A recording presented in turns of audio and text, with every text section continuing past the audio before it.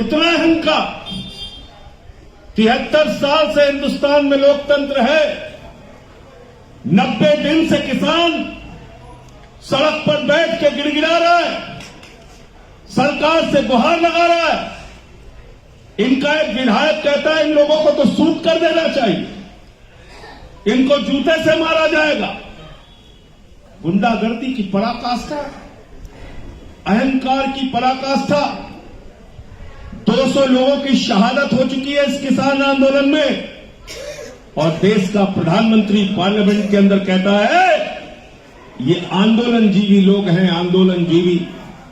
मोदी जी, मैं आपको बताना चाहता हूं, अगर राष्ट्रपिता महात्मा गांधी ने आंदोलन नहीं किया होता, अगर सरदार वल्लभ भाई पटेल ने आंदोलन नहीं किया होता, अगर शहीद आजम भगत सिंह ने आंदोलन नहीं किया होता, अगर नेताजी सुभाष चंद्र बोस ने आंदोलन नहीं किया होता, अगर शहीद अशफाक उल्लाह ने फांसी के फंदे को नहीं चूमा होता, अगर बाबा साहब डॉक्टर भीमराव अंबेडकर ने आंदोलन नहीं किया होता, तो ये मुल्क आजाद नहीं होता और संसद में नहीं होते, और ऐसे आंदोलन जीवियों का मजाक नहीं उड़ा रहे होते। खुली हवा में जो हम आप सांस लेते हैं, ये आंदोलन जीवियों की बदौलत लेते हैं। ये लोकतंत्र हमें जो मिला, ये आंदोलनकारियों की बदौलत मिला। ये संविधान जो हमें मिला, ये आंदोलनकारियों की बदौलत मिला। इसलिए मैंने पार्लियामेंट के अंदर भी कहा, यहां भी कह रहा हूं, हम आंदोलन जीवियों को सर झुका के प्रणाम करते हैं।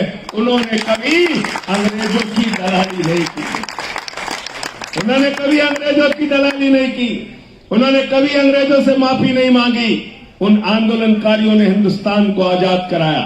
हम उनको सर झुका के प्रणाम करते हैं, नमन करते हैं। साथियों और दोस्तों, कहा जा रहा है इस बिल में काला क्या है?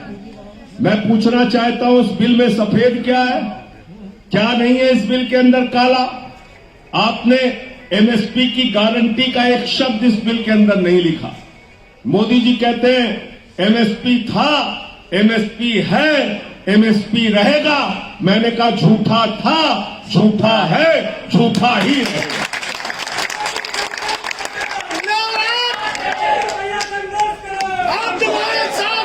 और ये मैं क्यों कह रहा हूं? मुझसे एक पत्रकार बंधु ने कहा, संजय सिंह जी, देश के प्रधानमंत्री कह रहे हैं कि एमएसपी था, एमएसपी है, एमएसपी रहेगा, आपको प्रधानमंत्री की बात पे भरोसा नहीं है?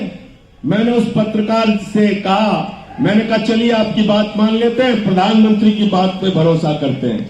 आपसे ही शुरू करते हैं सबसे पहले। मैंने कहा 15 लाख आपके खाते में आ गया? बोले नहीं आया। मैंने कहा काला धन आ गया? बोले नहीं आया। मैंने कहा 2 करोड़ नौजवानों को रोजगार मिल गया? बोले नहीं मिला। मैंने कहा जीएसटी से दूसरी आजादी मिल गई? बोले नहीं मिला। अरे मैंने कहा नोटबंदी से देश की तकदीर तो बदली होगी? बोले नहीं बदली। मैंने कहा गन्ना किसानों का बकाया मिल गया? बोले नहीं मिला। मैंने कहा 1 रुपए भी 4 साल में गन्ने का दाम बढ़ा? बोले नहीं बढ़ा। मैंने कहा C2 प्लस 50% स्वामीनाथन आयोग की रिपोर्ट तो लागू हुई होगी? बोले नहीं हुई। तो मैंने कहा बताओ ऐसे झूठे आदमी का भरोसा कैसे?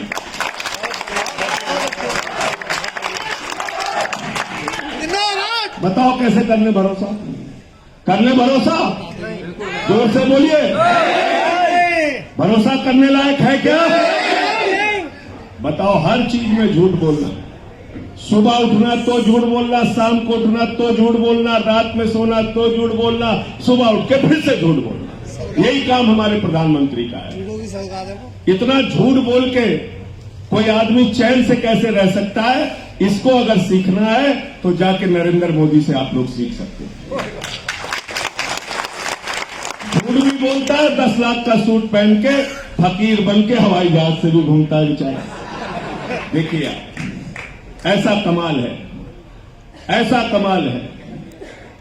130 करोड़ देशवासियों, 130 करोड़ हिंदुस्तानियों, हम माताओं बहनों, हम भाइयों बहनों, हम मित्रों से कहना चाहते हैं, हर भाषण में ही बोलते हैं ना, ये सरकार किसके लिए चल रही है आपको पता है? पता है क्या किसके लिए चल रही है? किसके लिए चल रही? किसके लिए? और आगे नहीं नाम याद आ रहा। नीरव मोदी किसका? मोदी का। नितिन संदेशरा किसका? मोदी। मेहुल चौकसी किसका? ललित मोदी किसका? विजय माल्या किसका? सारे पूंजीपतियों ने कितना रुपया लिया मालूम आपको? पता है? 11 लाख करोड़ रुपए। 8 लाख पुराना आंकड़ा बता रहे हो लोकेश तिवारी, ठीक से पढ़ लो। 11 लाख करोड़ रुपए। आप कहते हो नौकरी दे दो, सरकार कहती है पैसा नहीं है। आप कहते हो आंगनबाड़ी की तनख्वाह बढ़ा दो, सरकार कहती है पैसा नहीं है। आप कहते हो पुरानी पेंशन बहाल कर दो, सरकार कहती है पैसा नहीं है। आप कहते हो शिक्षा मित्रों को लगवा दो, सरकार कहती है पैसा नहीं है। ये पैसा गया कहां? अरे ये पैसा अडानी के खाते में गया, अंबानी के खाते में गया, टाटा के खाते में गया, बिरला के खाते में गया, मेहुल चौकसी के खाते में गया, नीरव मोदी के खाते में गया, ललित मोदी के खाते में गया, नितिन संदेशरा के खाते में गया। कितना नाम लूं? सारे के सारे पूंजीपति मित्रों को पैसा आपका बांटने का काम मोदी ने किया। जिंदाबाद, जिंदाबाद, जिंदाबाद। 130 करोड़ हिंदुस्तानियों ने, आप 130 करोड़ हिंदुस्तानियों की बात करते हो ना मोदी जी? 130 करोड़ हिंदुस्तानियों ने अपनी मेहनत से रेल बनाया, अपनी मेहनत से सेल बनाया, अपनी मेहनत से कोल बनाया, अपनी मेहनत से स्टेडियम बनाया, अपनी मेहनत से सड़क बनाई, अपनी मेहनत से बिजली बनाई, अपनी मेहनत से पानी बनाया, अपनी मेहनत से हिंदुस्तान बनाया। और तुम्हारा बजट इस बार मैं पढ़ रहा था पार्लियामेंट में, मैंने उसको पढ़ा और मैंने आदम गोंडवी की लाइन भी वहां पढ़ी थी कि जो डलहौजी न कर सका, जो डलहौजी न कर सका वो ये हुक्म कर देंगे और कमीशन दे दो तो हिंदुस्तान को नीलाम कर।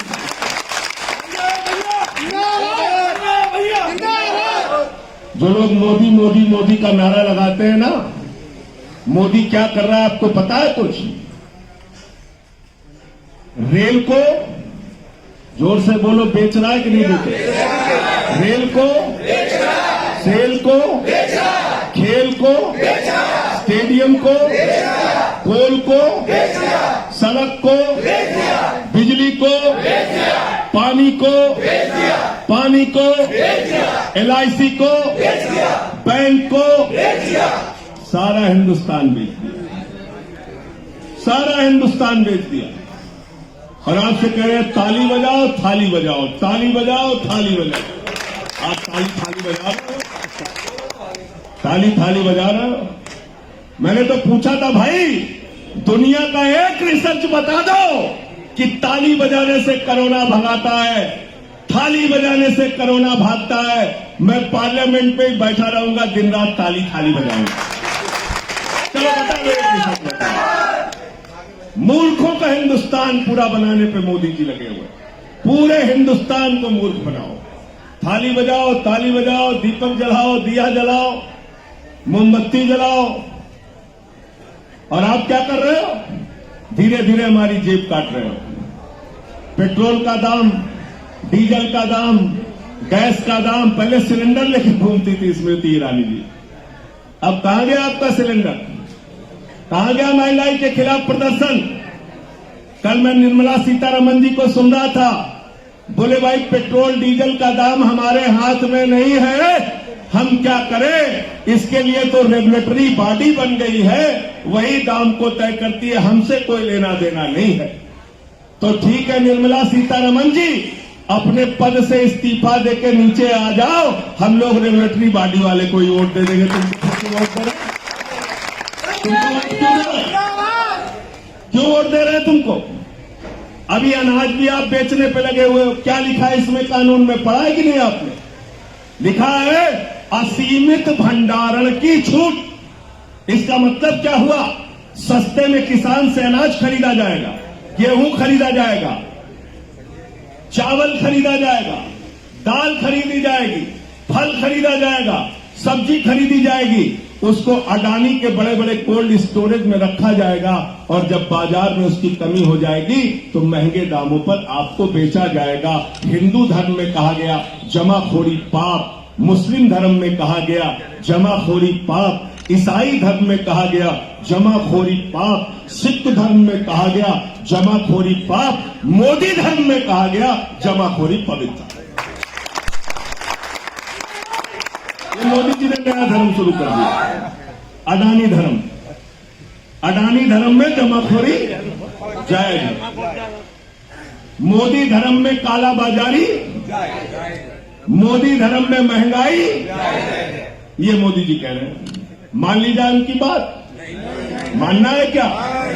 नहीं। और जब चावल 100 रुपए किलो बिकेगा, आप जाओगे निर्मला सीतारमण जी के पास, आप कहोगे 100 रुपए किलो हो गया वित्त मंत्री जी चावल, आप कहोगे 80 रुपए किलो गेहूं हो गया, मोदी जी क्या करें? बोले हम क्या करें, ये तो अडानी तय करता है, हमसे क्या लेना देना। गलत तो नहीं कह रहा हूं, गलत तो नहीं कह रहा हूं, बिल्कुल सही है ना। अब बताओ, तो अडानी से चावल और गेहूं का दाम तय करवाना चाहते हो या देश की सरकार से? तो अगर सरकार से तय करवाना चाहते हो तो इन तीनों काले कानूनों को वापस करवाना पड़ेगा।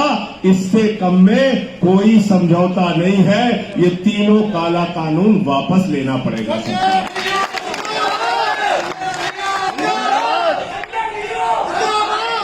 और क्या लिखा हुआ है इस कानून में? और क्या लिखा हुआ है इस कानून में? लिखा हुआ है कॉन्ट्रैक्ट फार्मिंग। अंग्रेजी में बोलते हैं, कम समझ में आता है लोगों को। क्या कहते हैं? जब आप पूछिए 11 लाख करोड़ रुपए बैंकों से पूंजीपतियों का बांट दिया, बोले संजय सिंह जी आप तो कम पढ़े लिखे, एनपीए हुआ है, एनपीए हुआ है, कर्जा माफ नहीं किया। एनपीए का मतलब क्या होता है? बैंक से पूंजीपति का नाम बाहर कर दिया जाए, बैंक से पूंजीपति का नाम खाते से बाहर कर दिया जाए। अब नदीम अंजुम जी अलीगढ़ यूनिवर्सिटी में पढ़ते थे, चाय वाले का 5,000 रुपया बाकी हो गया, रोज रोज इनसे मांग रहा था, इन्होंने कहा भाई खाते से नाम हटा दो तो आगे का पैसा देंगे।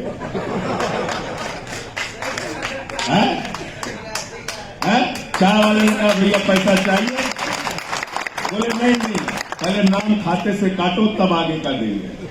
तो 11 लाख करोड़ रुपए बैंकों के खातों से नाम हटा दिया गया। उसको ये लोग कहते हैं वो तो एनपीए हो गया। एनपीए का मतलब है ऐसा पैसा जो आपको वापस नहीं मिलने वाला। राज्यसभा में हम लोगों ने सवाल पूछा कि जो ये 11 लाख करोड़ रुपए एनपीए हुआ है, जिसको तुम कहते हो कि ये माफ नहीं हुआ है, खाली बैंक के बैलेंस शीट से नाम हटाया है, बैंक के खाते से नाम हटाया है, इसमें कितना पैसा आपको मिला वापस? तो जवाब सरकार का है, मेरा नहीं, कि मात्र 9% पैसा वापस मिला, मात्र 9% पैसा। तो मैं मोदी जी से कहना चाहता हूं कि भैया जैसे एनपीए आपने अडानी का किया, जैसे अंबानी का किया, जैसे नितिन संदेशरा का किया, जैसे ललित मोदी का किया, जैसे विजय माल्या का किया, जैसे मेहुल चौकसी का किया, जैसे नीरव मोदी का किया, ऐसे ही एनपीए हिंदुस्तान के नौजवानों का भी कर दो, किसानों का भी कर दो। जिन लोगों ने घरों के लिए कर्जा लिया है, दुकान के लिए कर्जा लिया है, कम से कम चाय की दुकान लगाने वालों का तो एनपीए कर दो, एनपीए कर दो। लेकिन अभी शकील मलिक का 10,000 रुपए बाकी हो जाए तो बैंक वाला इनके पास धमकाते हुए आएगा, इनके घर पे नोटिस लगाएगा, दूसरे दिन तहसीलदार आएगा, इनको पकड़ के ले जाके थाने में बंद कर देगा। किसी किसान का पैसा बाकी हो तो बैंक में भी नोटिस लग जाएगा, गांव में भी नोटिस लग जाएगा, मजबूर होकर वो आत्महत्या कर लेगा, उसका एनपीए नहीं करेंगे। मैं ये कहना चाहता हूं, हिंदुस्तान की सरकार वो सरकार है जो कहती है 9,000 का कर्जा लोगे तो जेल में डाल दिया जाएगा, 9,000 करोड़ का कर्जा लोगे तो विजय माल्या की तरह जहाज में बैठा के लंदन पहुंचा दिया जाएगा। तो अब छोटा कर्जा मत लेना। मोदी जी की शिक्षा है, बड़ा माल लूटो, हमको लुटवाओ और यहां से मैं तुम्हें भगवाऊंगा। ठीक है ना? ये काम है इनका, ये काम है। पूरा हिंदुस्तान का बैंक खाली हो गया। आप लोगों को तो लगता है जैसे बैंक में नेताओं के दादा बाबा का पैसा जमा है, वही उठा के दे रहे हैं। किसका पैसा है भाई बैंक में जो जमा करते हो? किसका है? जोर से बोलो। हमारा। 11 लाख की डकैती हो जाए आपके इलाके में तो पूरा इलाका झुक के चोर को मारने में लग जाओगे। कोई लात से मारेगा, कोई डंडे से मारेगा। मारेगा कि नहीं मारेगा? मारेगा ना? पकड़ पकड़ के मारेंगे, दौड़ दौड़ के मारेंगे। शर्मा जी बोलेंगे हमसे 4 हाथ और हमसे भी मारा जाए। नदीम अंजुम भी बोलेंगे हम भी मारेंगे। गुरविंदर भी बोलेंगे हम। और 11 लाख करोड़ की चोरी हो गई। आप लोगों को कोई फर्क नहीं पड़ता। आपको हिंदू मुसलमान जाति धर्म इससे फुर्सत ही नहीं। इसलिए इस देश के बारे में सोचो, इस देश के बारे में चिंता करो। कहां पहुंचा दिया आपको इन जमाखोरी, कालाबाजारी, महंगाई, सभी संपत्तियों को बेचना, हिंदुस्तान की बैंकों को खाली करना। एलआईसी का क्या नारा है? जीवन के साथ भी, जीवन के बाद भी। आज उस एलआईसी को बेचा जा रहा है। बताइए आप, 3,000 कमाने वाला भी 200-300 रुपए जमा कर देता था। करता था कि नहीं करता? वो भी बेच रहे हैं। तो इसलिए साथियों, बीएसएनएल बेचा, हीरा कंपनी थी आपकी, उठा उठा के सब दे दिया। तो इसलिए साथियों और दोस्तों, मैं आपसे कह रहा हूं, ये अमन दिख रहा है, चमन दिख रहा है, गरीबों के तन का कफन दिख रहा है, बाजारों में राधा का तन दिख रहा है। यारो बुरा न मानो तो कह दूं, इन बेईमानों के हाथों वतन दिख रहा है। इन बेईमानों के हाथों वतन दिख रहा है।